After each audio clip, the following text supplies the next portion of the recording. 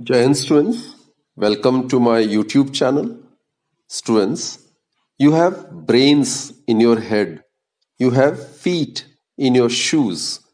You can steer yourself any direction you choose.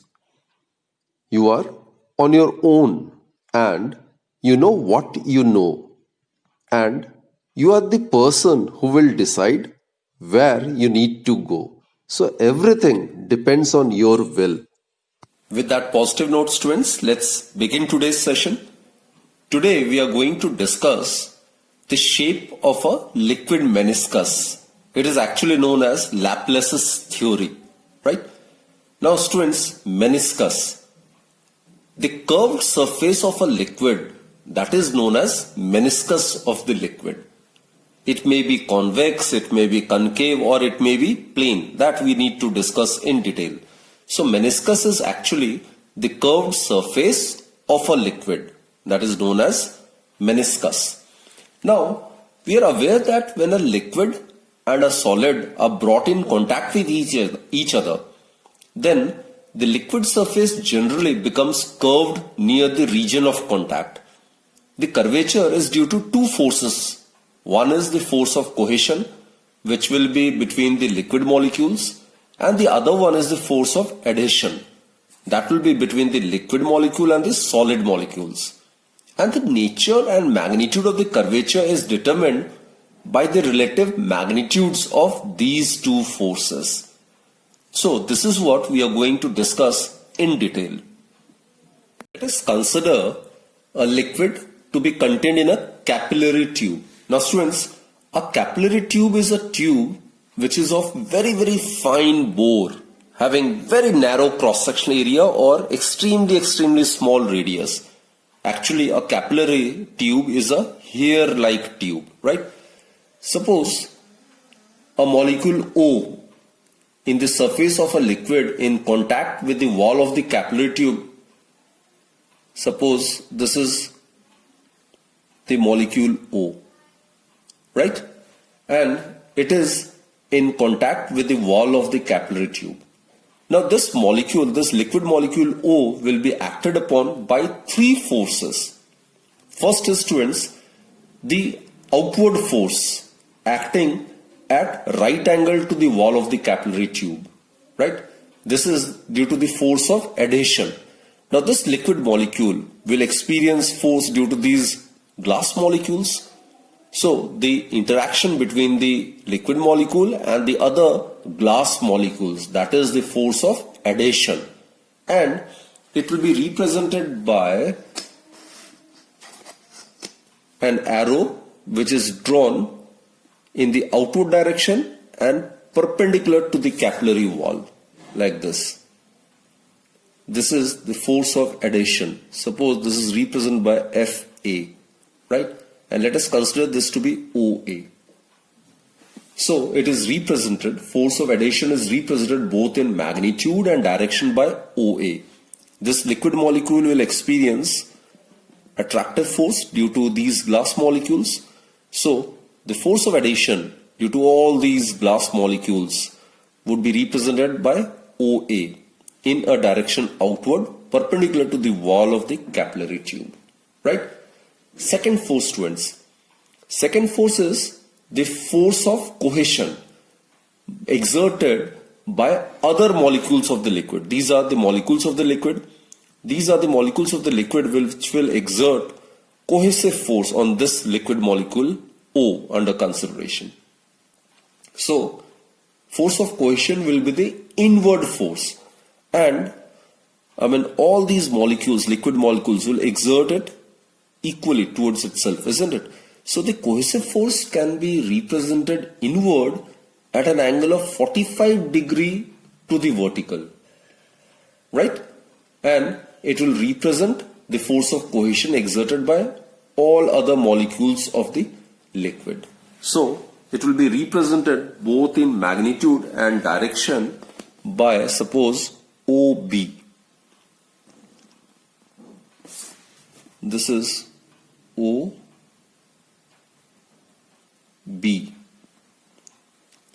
This is force of cohesion. I am represented by FC. this is force of cohesion, and making an angle of 45 degree. Right? And third one, students, the weight of the liquid molecule. Weight, it will always act in the vertical downward direction. Now, students, the weight of the liquid molecule is extremely small. It's infinitesimally small. It is actually negligibly small when compared to Fa and Fc. Therefore, the weight of the liquid molecule may be neglected. So basically, these are the two forces acting on the liquid molecule, right? And what is the angle between these two? This is 90 degree and this is 45 degree. So the angle between the adhesive force and the cohesive force is 90 plus 45, that is 135 degree. And the resultant of these two can be easily determined by making use of parallelogram law of vector addition, right? So suppose, students, Fr, it represents the resultant of Fa, which is the adhesive force, and Fc, which is the cohesive force, right? So these are the two adjacent sides of a parallelogram, right? And the vector resultant is given by the diagonal of the parallelogram passing through the same point. So this diagonal of the parallelogram will represent resultant force Fr. It is the resultant of Fa and Fc. Now the angle between the adhesive force and the cohesive force is 90 plus 45, that is 135 degree. And this is the resultant. Suppose the resultant force, it makes an angle beta with the adhesive force. This angle is supposed beta. Let us consider this to be beta. Right? Now students, we are aware, according to parallelogram law of vector addition, this tan beta, it is represented by, so as per parallelogram law of forces,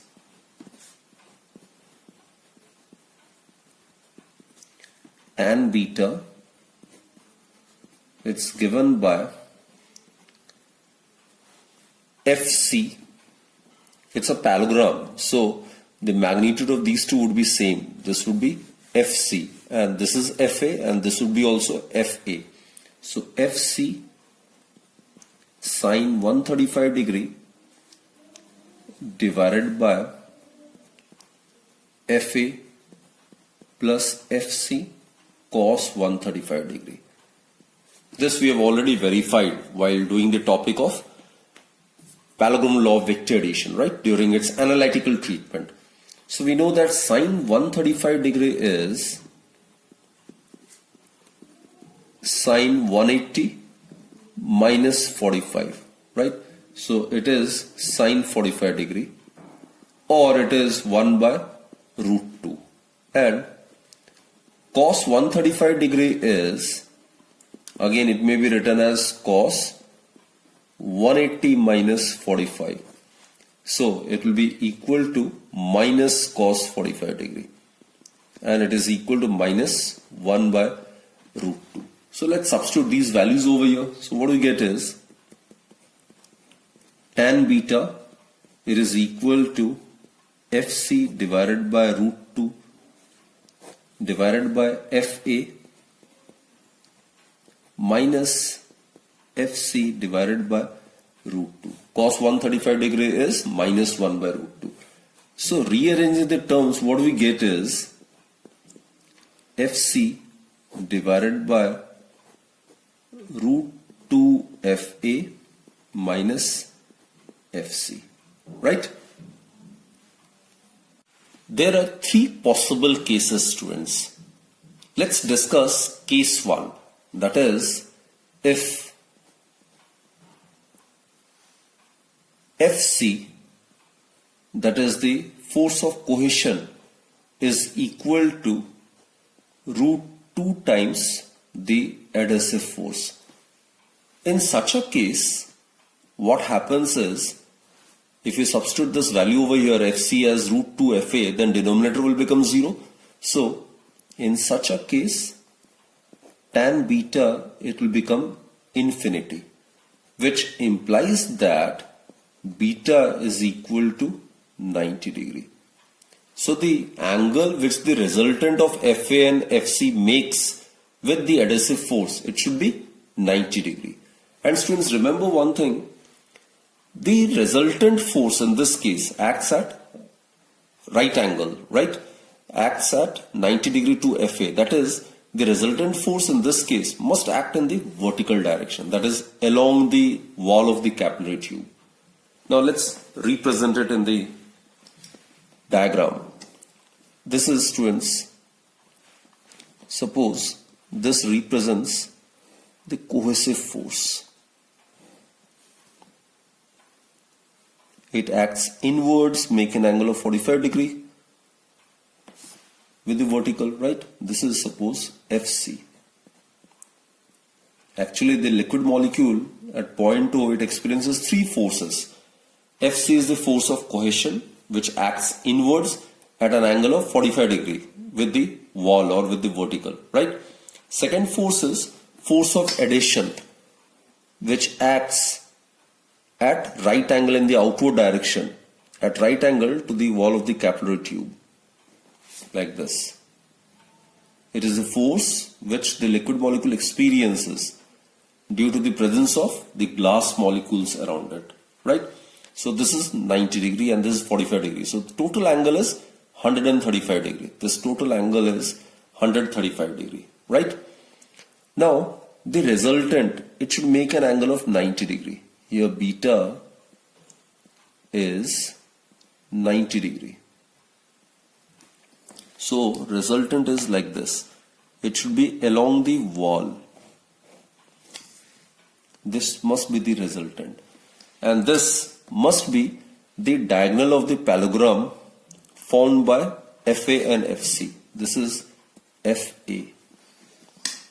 So using parallelogram law of vector addition, the resultant is given by the diagonal of this parallelogram. This is FR.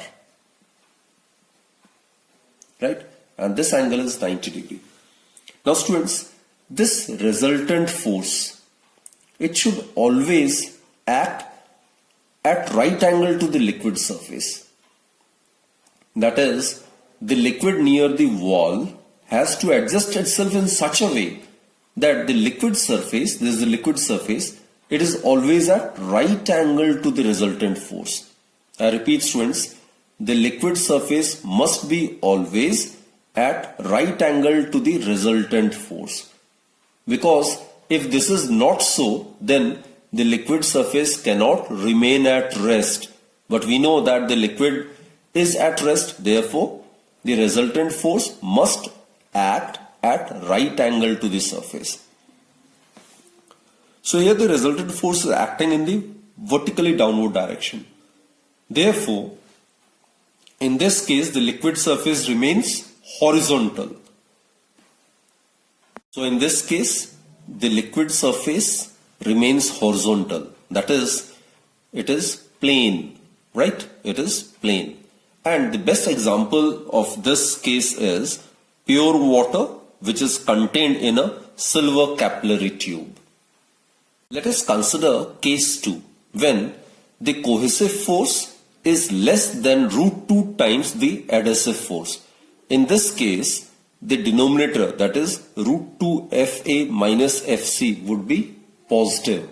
Therefore, it implies that tan beta will be positive, which further implies that beta, which is the angle which the resultant makes with FA, that will be acute. It will be an acute angle. So let us try to represent it with the help of this diagram, right? So this is liquid molecule O. It will be under the influence of cohesive force and the adhesive force. This is the cohesive force. This is the adhesive force actually. It will act in the outward direction at right angle to the wall of the capillary tube. This is the adhesive force. It is a force exerted by this liquid molecule due to the presence of these glass molecules. right? And the second one is the force of cohesion, which will act inwards at an angle of 45 degree to the vertical. So this will be the cohesive force. This is suppose FC. This is 45 degree, this is 90 degree. So the entire angle, this angle is 135 degree. Now the resultant of these two will be given by the diagonal of the parallelogram. So first we can complete the parallelogram. We'll make use of the parallelogram law of vector addition. So FAFC represents the two sides of a parallelogram, adjacent sides of a parallelogram. Then the resultant is given by the diagonal of the parallelogram, like this. This is the diagonal of the parallelogram.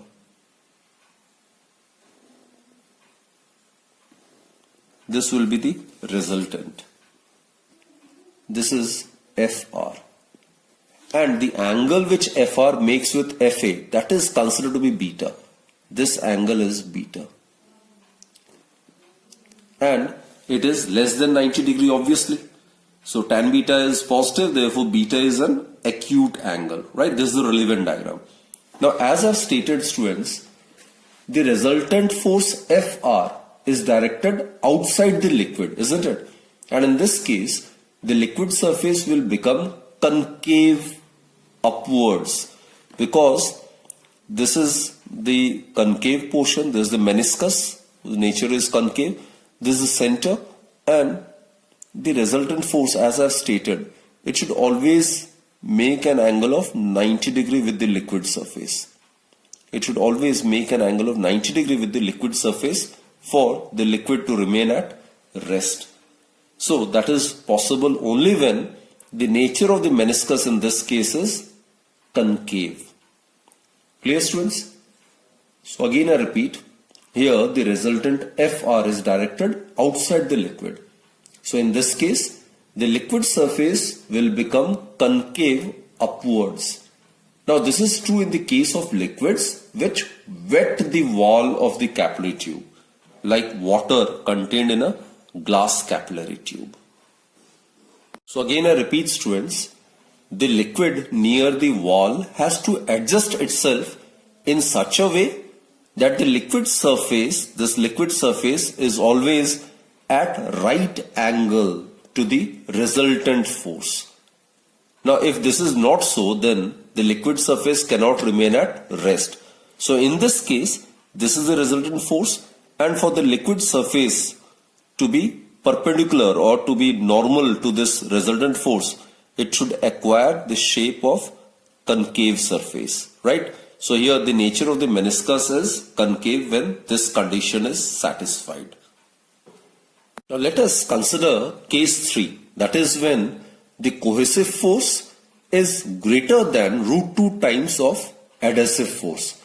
In this case, students, what happens is this term, this denominator, it will be negative. That is tan beta, in this case tan beta is negative, which implies that beta, which is the angle which the resultant makes with FA, it would be an obtuse angle. Beta is an obtuse angle. Right? Now let us try to represent it with the help of this diagram. Now this is the liquid molecule O. It will experience adhesive force and cohesive force. Adhesive force always acts in the outward direction at right angle to the wall of the capillary tube. Right? This is FA. That is the force of adhesion. And cohesive force, it always acts inwards at an angle of 45 degree to the vertical, like this. This is the force of cohesion. This is FC. So students, these two can be considered to be the adjacent sides of a parallelogram, right? And the resultant of FA and FC will be given by the diagonal of the parallelogram. So this is the parallelogram and its diagonal would be like this.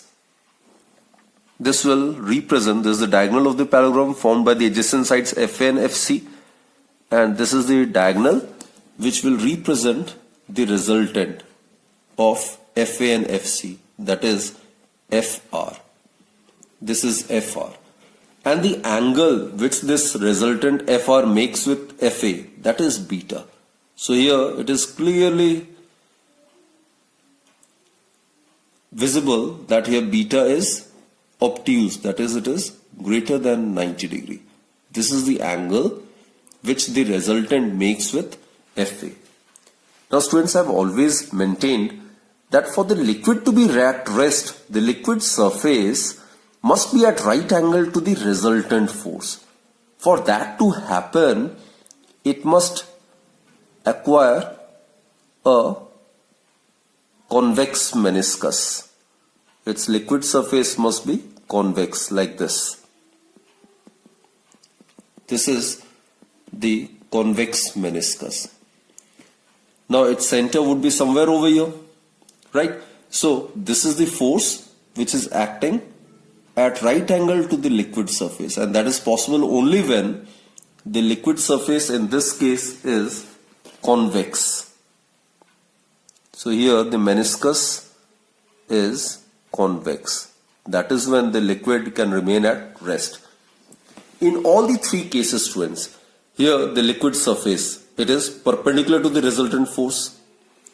Here this is the liquid surface, it is perpendicular to the resultant force, isn't it? This is the radially outward direction. So it is perpendicular to the surface.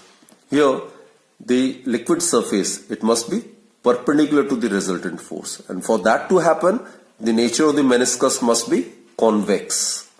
Thus, in this case, the resultant force FR is directed inside the liquid, and in this case, the surface of the liquid will become convex upwards, right?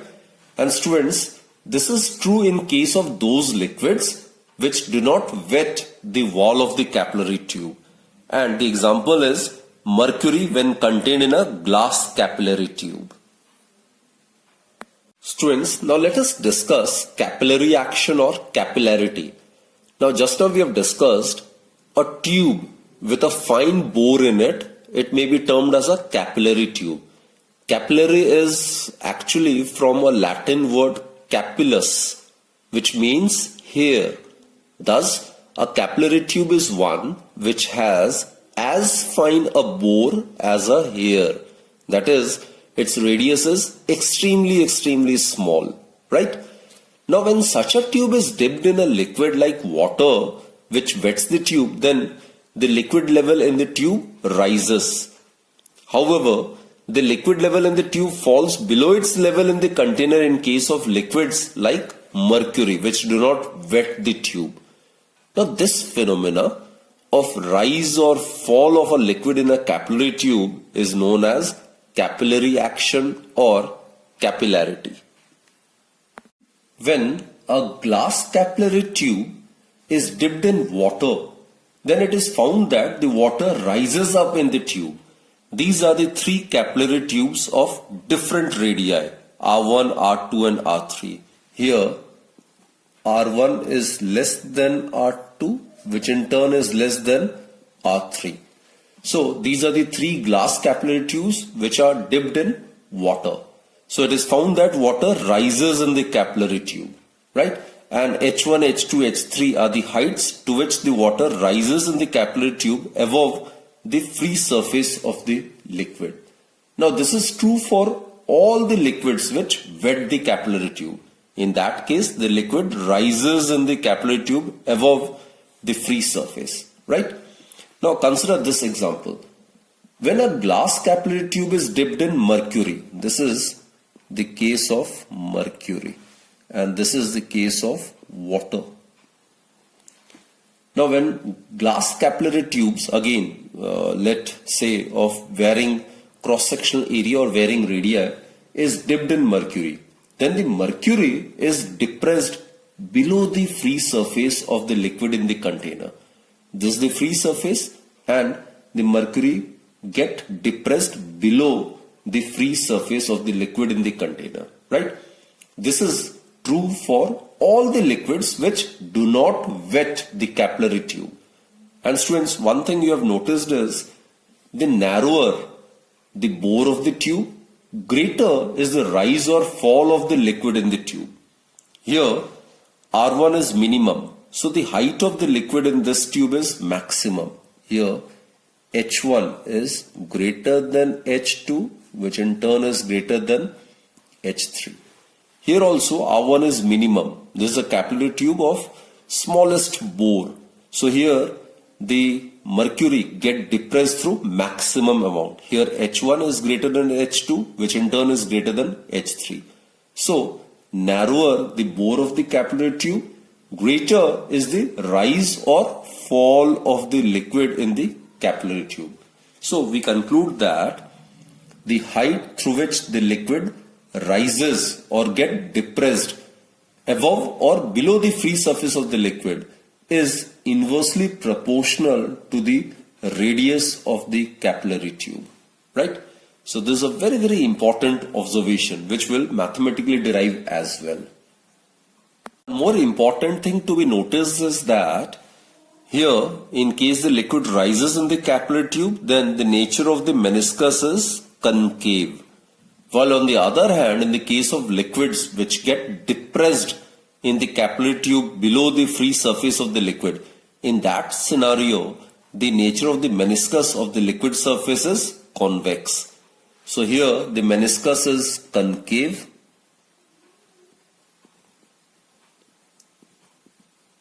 And in this case, where the liquid get depressed below the free surface, the nature of the meniscus is convex, right?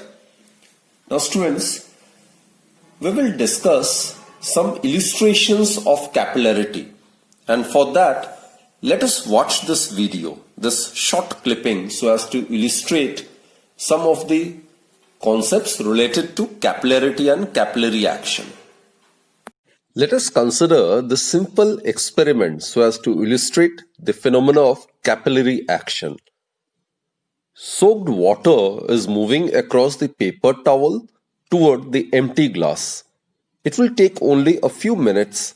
The water will start filling in empty glass from the full glass through paper towel without losing any drop on floor or leakage. This is happening because of capillary action. The water is filling in the gaps of air that is there in the paper towel. Oil rises in the cotton wick of a lamp through the small capillaries formed by the threads of the wick. This is again due to the capillary action. Earthen vessels are used in summer to provide cold water. The pores in the earthen vessel act as capillaries. Therefore, water oozes out, gets evaporated by taking heat from the earthen vessel and cools the remaining water in the vessel. Thus, it is entirely again due to capillary action that the water is cool inside the earthen pot. We use a towel to dry our body after the bath, which soaks water due to capillary action. It is by capillary action that water reaches every branch of a plant or a tree from the stalk, which is the stem. Some of the other familiar examples of capillarity are a blotting paper. It soaks ink. Then water is retained in a piece of sponge. That again is on the account of capillarity. Then a pen nib is split at the tip to provide a narrow capillary tube, and then the ink is drawn up to a point continuously. Then in rainy season, the walls get dammed. That is again due to the absorption of water by the bricks due to the capillary action. That's it for this particular session, students. I hope you have understood all the concepts which has been taught to you. So keep watching my videos and do take very good care of yourself and join me in my next video then. Thank you.